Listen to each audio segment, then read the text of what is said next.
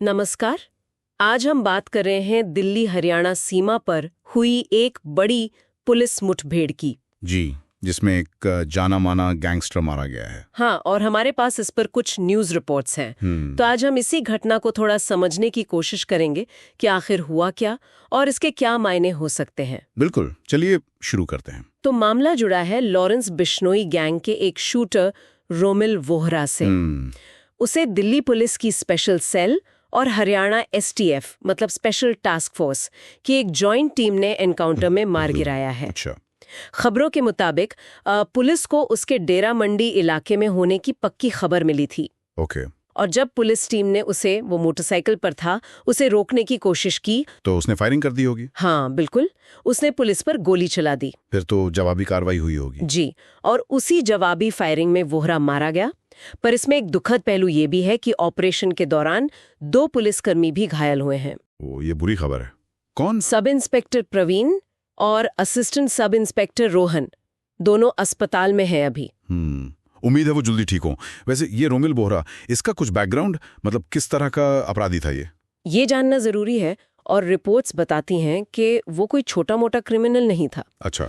उस पर यमुनानगर में 3 शराब कारोबारियों की हत्या का बहुत संगीन आरोप था। 3 हत्याएं? जी, और सिर्फ इतना ही नहीं, कुरुक्षेत्र में एक ठेकेदार पर गोली चलाने का मामला भी उसी से जुड़ा था। बाप रे, तो काफी बड़ा नाम था अपराध की दुनिया में। हाँ, और इसी वजह से उस पर, आप यकीन नहीं करेंगे, 3.1 लाख रुपए का इनाम रखा गया था। 3,10,000?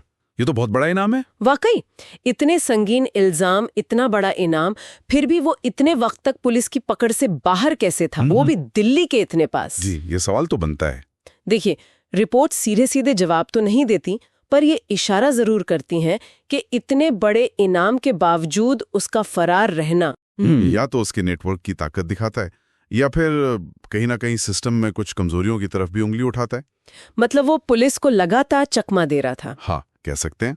और कहानी यही खत्म नहीं होती, इसमें एक और, कह सकते हैं, नाटकीय मोड़ आया है। वो क्या?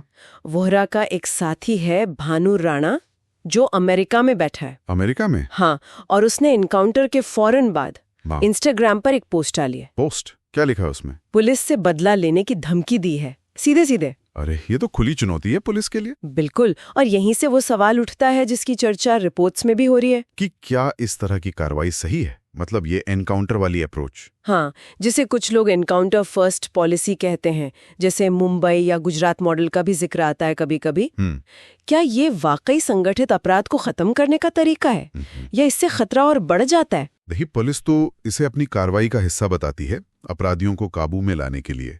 लेकिन जैसा ये धमकी दिखा रही है, ऐसी घटनाओं से गैंग वॉर का या फिर बदले की कार्रवाई का खतरा वो तो बढ़ ही जाता है ना? सही बात है। मतलब ये सिर्फ एक अपराधी के मारे जाने तक सीमित नहीं है, इसके असर दूर तक जा सकते हैं। बिल्कुल, कानून व्यवस्था पर असर, पुलिस फोर्स के मोराल पर असर, उनकी अपनी सुरक्षा पर भी। और रिपोर्ट्स हमें ये सोचने पर भी मजबूर करती हैं कि लॉरेंस बिश्नोई जैसे इतने बड़े, इतने फैले हुए सिंडिकेट में क्या एक शूटर के हटने से वाकई पूरा नेटवर्क कमजोर हो जाता है, या फिर ये बाकी लोगों को और भड़का देता है? एग्जैक्टली। जैसा ये भानु राणा की धमकी से लग रहा है। हो सकता है ये गैंग के बचे हुए लोगों को और ज्यादा आक्रामक बना दे, या शायद और एकजुट कर दे। ये कहना मुश्किल है। बहुत पेचीदा मामला है। तो संक्षेप में कहें तो एक हाई प्रोफाइल गैंगस्टर का एनकाउंटर हुआ है। जी, जिसमें 2 पुलिस वाले घायल हैं। और अब गैंग की तरफ से खुलेआम बदले की धमकी दी जा रही है। हाँ, और यहीं पर आकर हम शायद रुक सकते हैं एक अहम सवाल के साथ, जो इन खबरों से भी उभर रहा है। क्या सवाल? कि क्या इस तरह की मुठभेड़ें, ये एनकाउंटर्स, संगठित अपराध की जड़ों को वाकई काट पाती हैं, या ये सिर्फ सतह पर एक हलचल पैदा करती हैं और हिंसा का एक नया दौर शुरू कर देती हैं? बिल्कुल, एक ऐसा दौर जो शायद पहले से भी ज्यादा खतरनाक हो। क्या एक प्यादा हटाने से खेल बदल जाता है, या बदले की आग खेल को और उलझा देती है? ये सोचने वाली बात है। Thanks for watching. If you like the video, please like, share, subscribe and hit the bell icon.